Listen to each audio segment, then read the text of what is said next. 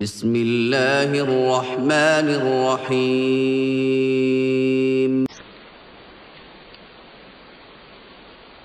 فرض نماز کے بعد جو اوراد وظائف ہے ان کی روایت صحابہ سے نبی نے سنت گھر میں پڑھی اور احادیث میں بعد المکتوب آئے، تو یہ اوراد کس طرح بعد المکتوب آئے؟ ابن الحمام محقق نے تو لکھا ہے کہ جیسے مسجد میں لوگ بیٹھ کے پڑھتے ہیں، یہ سرے سے ثابت ہی نہیں ہے۔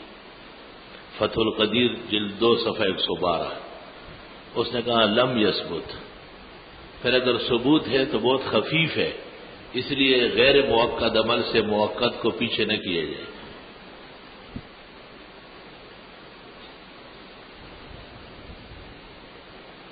امام کے لیے نماز میں پگڑی باندھنا اور عام نمازوں میں نہ باندھنا درست ہے یہ، کیونکہ الصلاۃ متعمما افضل لکھا ہے اور امامت پر زیادہ شان والی نماز ہے۔